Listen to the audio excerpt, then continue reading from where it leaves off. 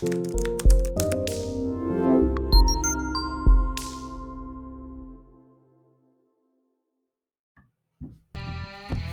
there, welcome to another video. I'm happy that you found me.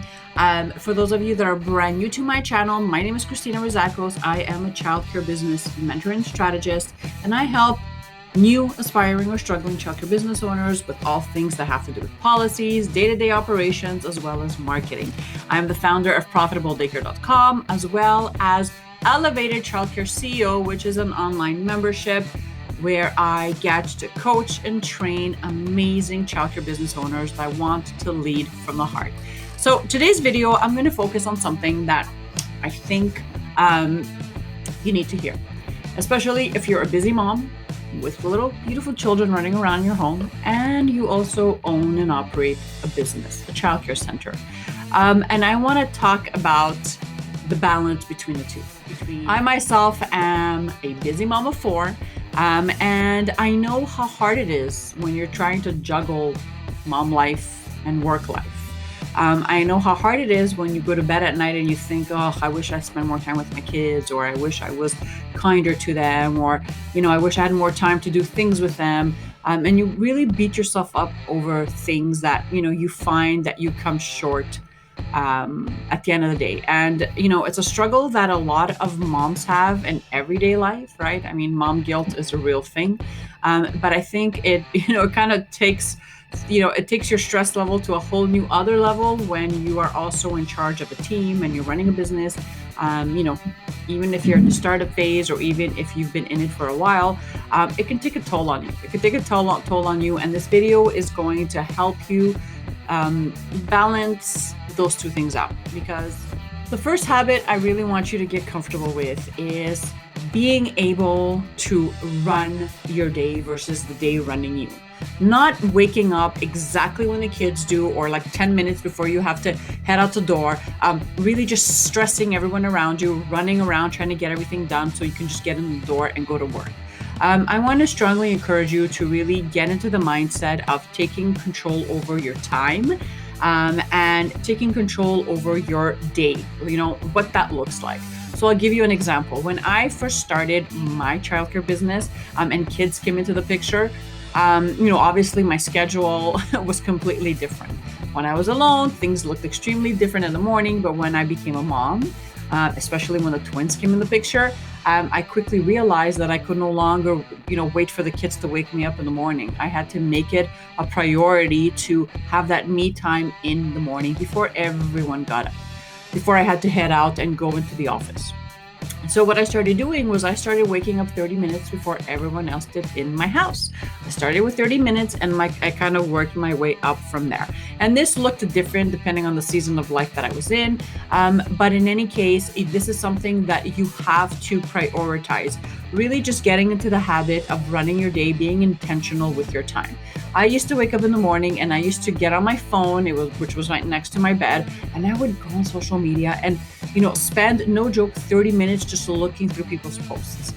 Sometimes I even felt like I woke up early just to do this. And I finally realized that social media wasn't bringing me any more joy. It wasn't getting me closer to my goals in my business. It wasn't making me a better mom. It was basically just sucking the energy out of me and really just stealing my precious time. So when I got into the habit of waking up earlier before my house did, before I had to go into work, I quickly realized that I had control over my day. I was less reactive. I kind of set the tone for my day. So I started with meditation and journaling. Sometimes I would get a workout in. Sometimes I would just read and sip some coffee by myself. Sometimes I would get some work done so that I didn't feel stressed out, when I got into the office to do the work, right? Because I had already done it before I actually went in the office. So this is going to look different for you. But if you feel like you're always stressed out because of time, lack of time, you're always trying to get to one place or to another place, drop off the kids at daycare or at school, go into the office, run your business, then I strongly advise you to look at your time and think about where you are investing your time in. What types of things are you doing? Are you on social media? Are you scrolling? Are you watching Facebook? Are you texting back and forth like with your cousin, like a couple of hours a day? And really just become aware of that.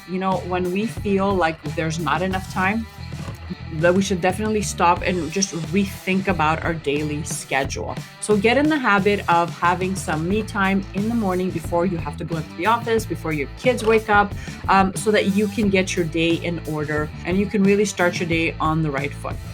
The second habit that you have to let go of is feeling like the weight of the world is on your shoulders and no one else's.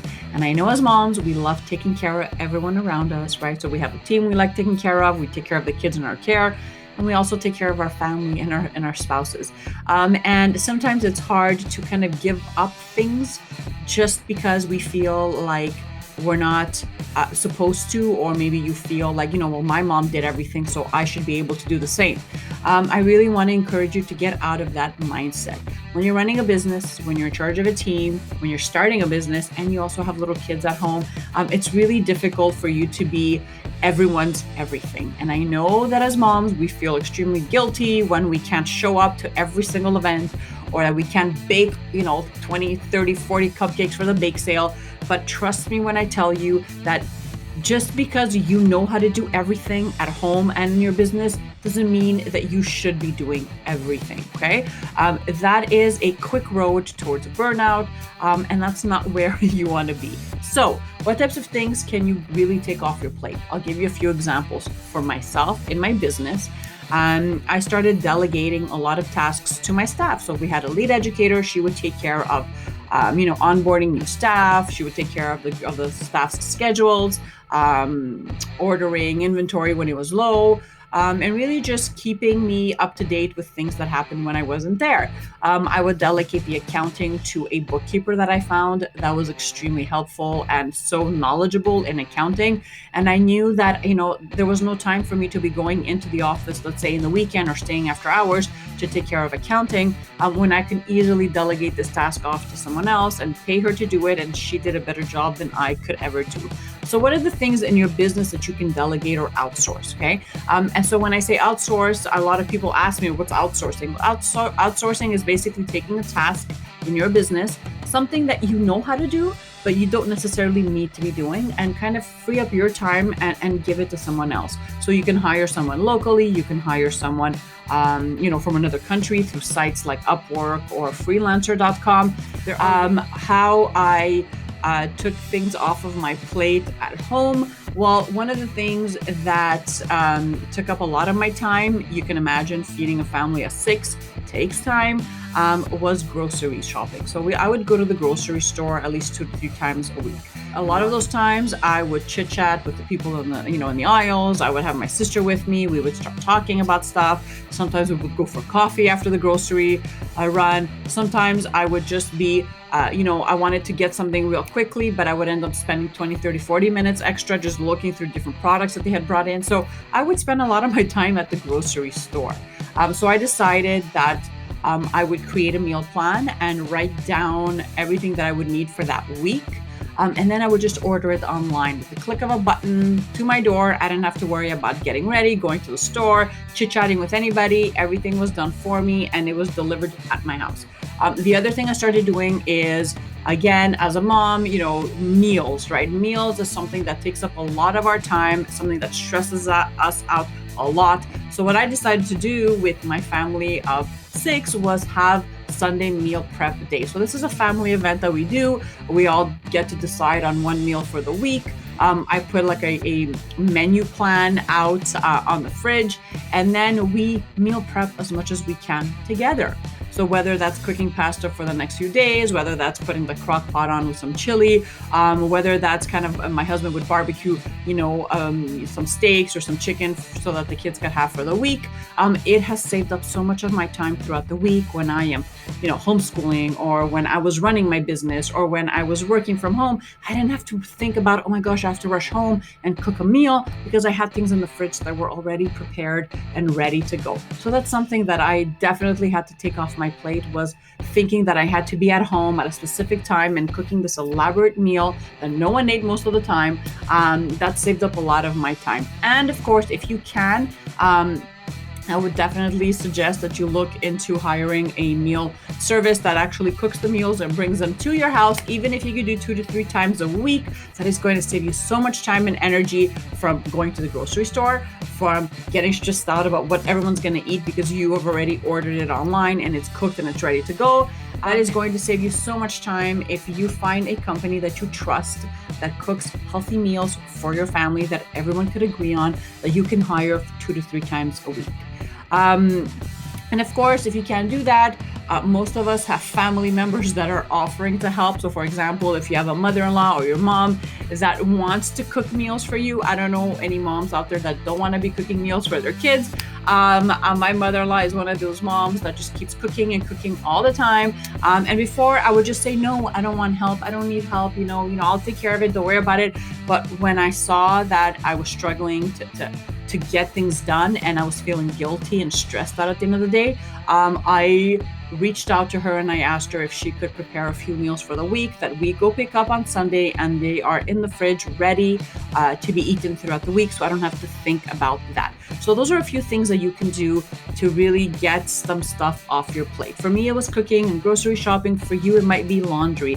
It might be cleaning the house. You might want to have somebody to come in and clean your house once a week or once every 15 days, right? So what is it for you that you know that you can easily pay someone to do, or ask someone to do in your family, that would definitely ease up your schedule so you can focus on other things?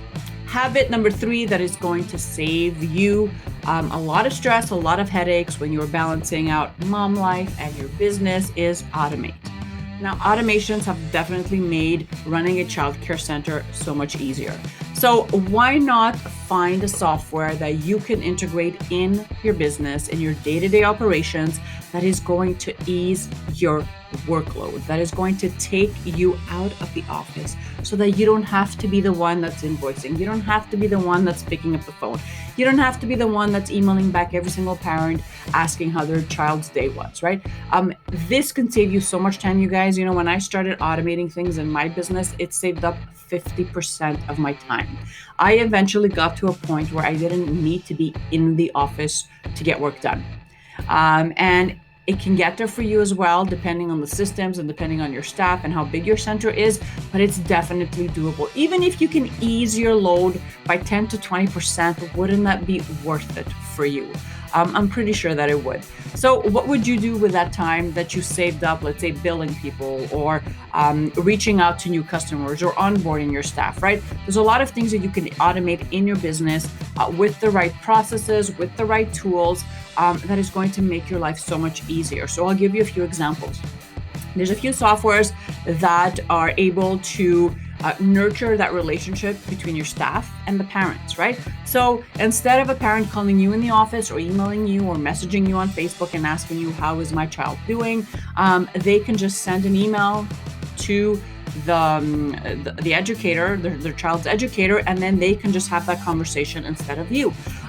What if you had an easier way to put potential customers on your email list or on your wait list, right? How amazing would that feel, instead of picking up the phone and writing everything down yourself?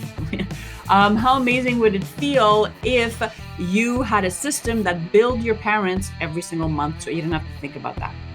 So these are the things that you have to really start thinking about. What are the tasks in your business that you can automate by softwares, and really just do your research when it comes to softwares, because like I mentioned, there are a lot of them out there. And I have a link in the blog post that's linked under the video, so you can go check them out. Because again, every business is different, but I do know that there are a lot of exciting options for you, and I'm sure you can find one that works for you. But what about things that you can't really automate using a software? Well, you can definitely create processes for them as well to ease your load as a business owner. So think about your policies, think about your procedures, think about processes that you have developed and created in your business. What do they look like? Do you find yourself always being the one that's onboarding the staff, or do you find yourself repeating yourself over and over to your staff or to customers? If you find that you're investing a lot of your time doing the same things over and over, then you want to start thinking about your day-to-day policies and processes that you've created. So think about your tour procedures, think about your marketing strategies, think about the way you onboard new clients or new staff members. Think about your policy booklet. Is it clear? Is it detailed? Is it developed? Think about your educational program. Do parents know exactly what the kids are experiencing every single day? Or do you find yourself always answering the phone and, just answering these questions for them? Think about your team, right? Are there things that are always popping up with your team on a weekly basis that they should already know about? They should know how to take a day off. They should know what happens if they have to call in sick. They should know what happens when there's an emergency or when someone gets hurt, right? So these are things that you as a business owner has to take the time to develop inside your policy handbooks and inside your team handbook, and all your processes that you've put together, so that you've created them once, that they work, and that you don't have to think about them again. And the fun thing about this is that if you do this well, and you have a lead educator, for example, in your team, well, you can actually hand off things to them so they can be in charge, for example, of onboarding new staff, right? They're the ones that are going to train them, respecting your process that you've created. Maybe you have a lead educator that can, give tours to customers when you're not there, right? So these are things that can definitely give you back more of your time so that you can focus that time doing other things, either in your business or just being home much more for your family and your kids. Those are the 3 habits that definitely helped me in my business and helped me balance out mom life with business life. Let me know what you thought in the comments. Share the video. Don't forget to subscribe to the channel. And if you enjoyed this video, you'll also like this one.